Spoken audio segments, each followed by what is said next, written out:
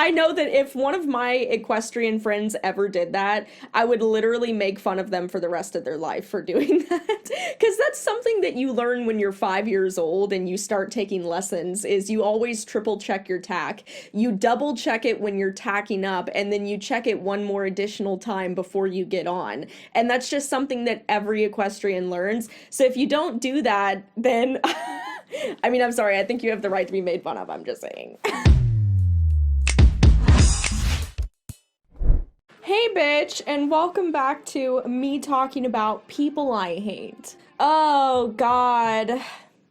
It's another Raleigh Reacts. That's what it is. If you are new to my Raleigh Reacts videos, these are videos where I react to animal abuse or more specifically horse abuse, and it doesn't just have to be that. I oftentimes analyze animal videos that are sent to me, what's going on, what could be improved, or maybe sometimes they suck. Sometimes the people just suck. I mean, I don't know what else to tell you.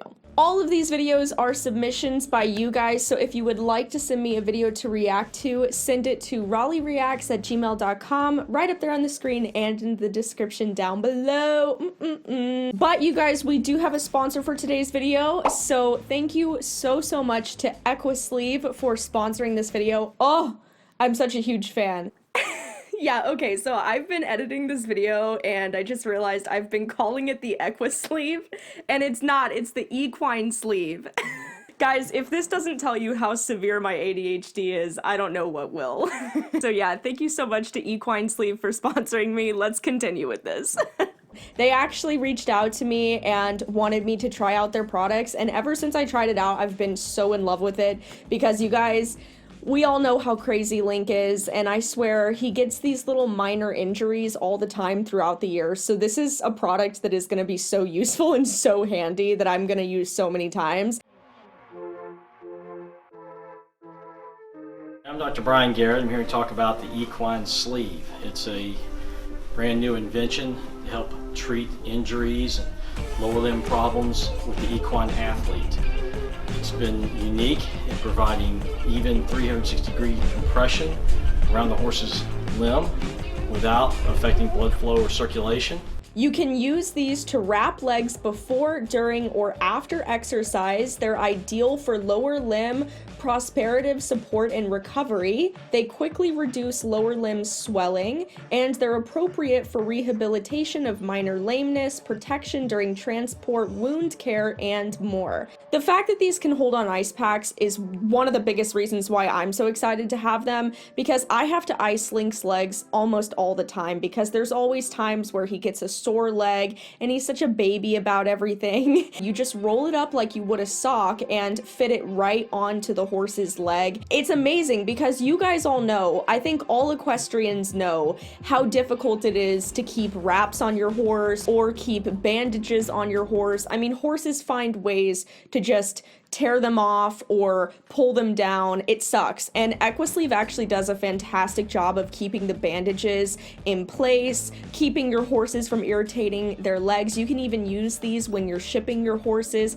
I mean, it's just perfect. So anyway, obviously I'm a huge fan. I could not have found a better sponsor for this video. So I personally believe this is an essential product that everyone should have in their medical bag or at their barn for their horses. That link is down below. Thank you so much to Equisleeve for sponsoring this video. I love them so much. I hope to work with them again in the future, and I genuinely think this product is probably the most beneficial product I've ever had a sponsor send me. So yeah, I mean, it's pretty essential to your horse's health. But let's get into it because I know why you came. I know why you came. Hi.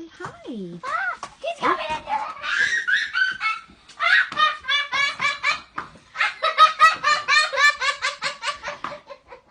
What is that, George?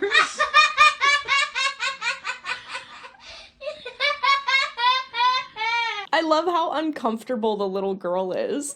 Like, she's laughing, but you can tell that her laugh is a really nervous, unsure laugh. And she's like, girl, Why is my horse inside my house right now? And she has no idea what to do. I mean, obviously, this is just a fun, silly video. Who really cares? This could be very potentially damaging to your house, your property, and it's obviously not ideal to let a horse inside your house because of the potential injury it could cause the horse. The horse could freak out. It's in a small, confined space. I mean, this horse could have slipped and broke a lot of shit around the house. And I'm not going to say there's anything necessarily wrong with this video, but definitely don't go around putting your horses in your house for views on YouTube because it has the potential to end very badly. There's gonna be a new trend, guys, where people just let their horses in their houses for views. It's gonna happen.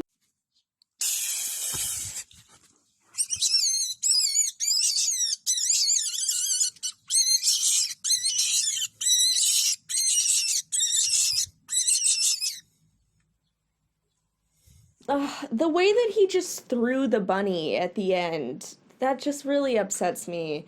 Dude, this is something I talked about in my last video, which if you haven't seen it, please go watch it, about hamsters.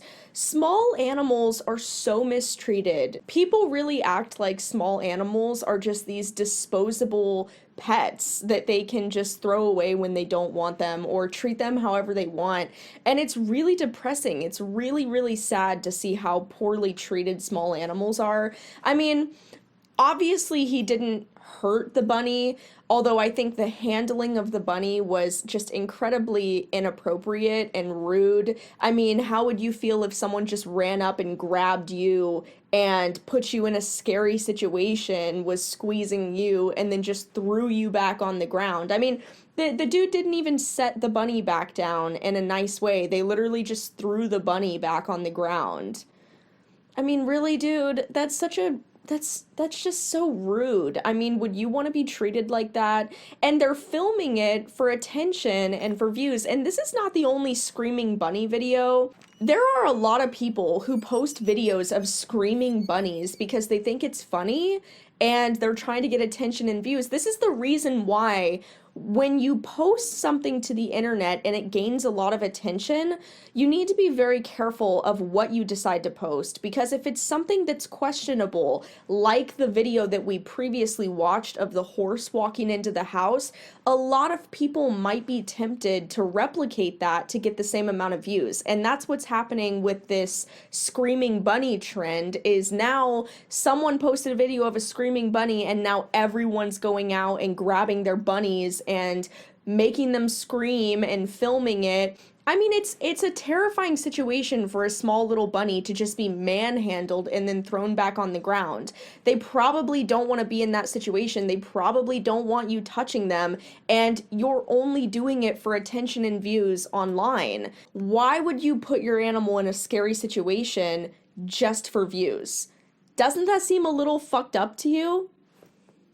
Oh, thank God. The people in the comment section at least seem to be sticking up for this bunny. Oh God, PETA. Someone sent me a PETA video.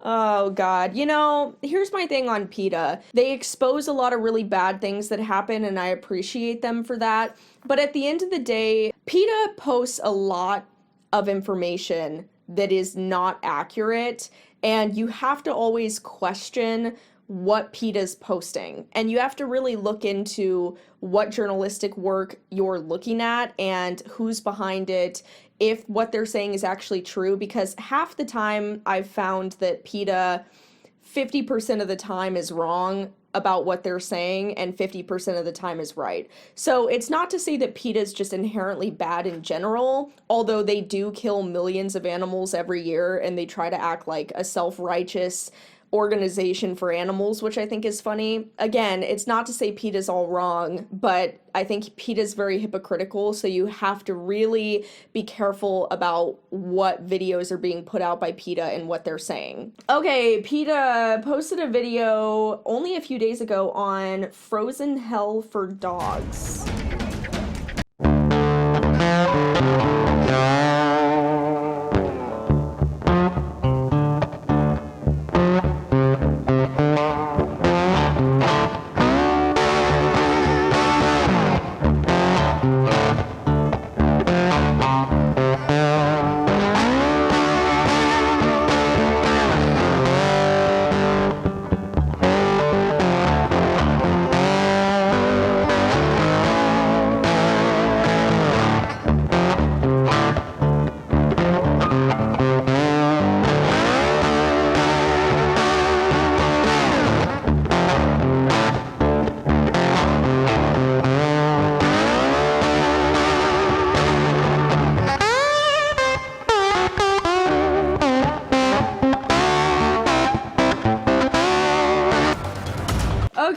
it says this is a sled dog race. It's held annually in early March from Anchorage to Nome. Cover a distance of 8 to 15 days or more.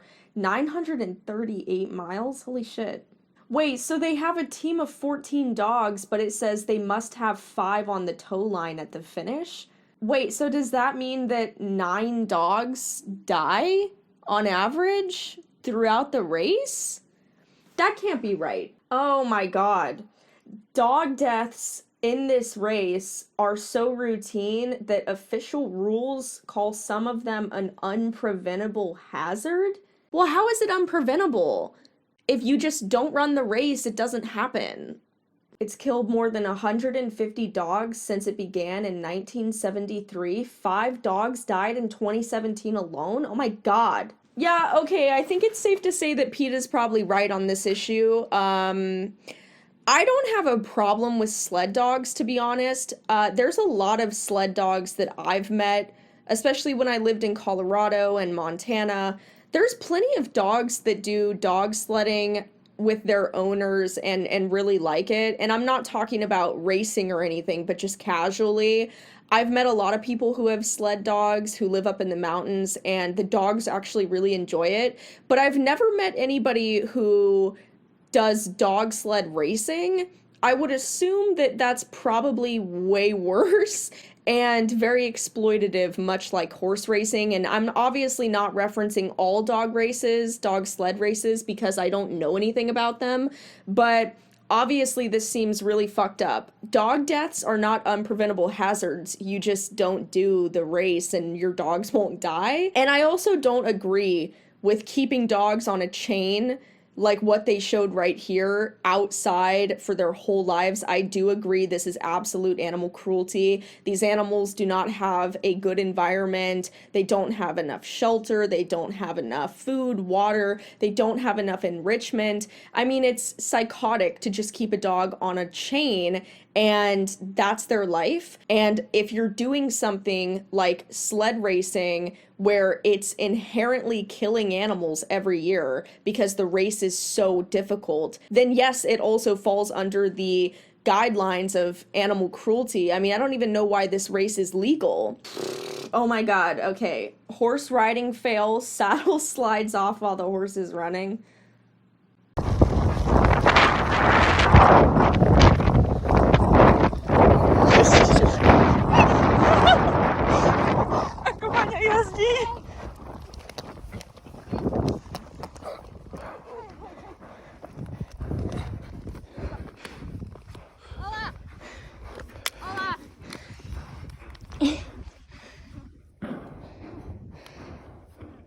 Żyjecie?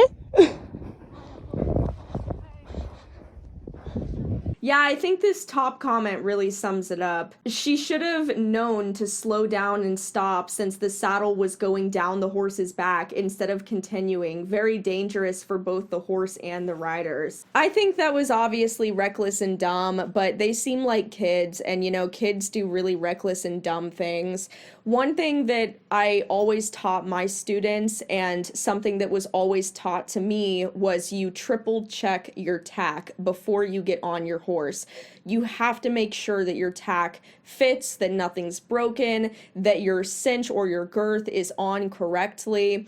And all of this is so important to prevent injury for not just your horse, but also you. If you have a tack malfunction, then your whole world's gonna be fucked. People don't understand how easy it is to become seriously injured in situations like this. That horse was inches away from kicking the rider as she fell. And I totally agree with the first comment that as soon as you feel your tack start slipping, what you should do is emergency procedures, slowing your horse down, or maybe turning your horse in a circle, or even doing an emergency dismount, something to help save the situation. Because what made it worse was the fact that she waited until last minute, slid all the way back onto the horse's rear end, and then was essentially bucked off and potentially kicked, and then it caused a situation where the horse was falling over and getting tangled in the tack, which could have ended really badly. One thing that I want to say, though, that I don't think anybody has touched on is people really need to be careful about galloping horses in deep snow. It can be potentially very dangerous because when you are in deep snow, you don't know where crevices are, where dips are, where holes are in the ground. There are a lot of serious injuries I've seen throughout my time in vet school of people running horses or even horses themselves out in deep snow that get caught in holes, twist their legs up. I just would not recommend that you take your horse out when there's more than, 6 inches of snow on the ground and just go run them, because it has the potential to end badly unless you know the area and you know the footing. But yeah, I agree with what everyone is saying. I, however, think that these were just kids and they probably just didn't double check their tack. But as soon as you know that you're having a malfunction for your safety and the horse's safety, she should have slowed the horse down, because everybody has the potential to be forgetful. So I'm not going to blame her for forgetting to check her tack, although I'm sure it'll be held against her for all eternity from her friends. I know that if one of my equestrian friends ever did that, I would literally make fun of them for the rest of their life for doing that. Because that's something that you learn when you're 5 years old and you start taking lessons, is you always triple check your tack. You double check it when you're tacking up, and then you check it one more additional time before you get on. And that's just something that every equestrian learns. So if you don't do that, then... I mean, I'm sorry, I think you have the right to be made fun of, I'm just saying. Anyway, guys, that is it for today's Raleigh Reacts video. Thank you so much for joining me, and thank you so much to Equisleeve for sponsoring this video. Again, if you would like to check them out and pick up an Equisleeve of your own, which I know you do because we love a good product and we love a good sponsor, their link is going to be the top link in the description, so definitely check them out. But otherwise, I love you guys so much, and I'll see you guys in my next video. Bye!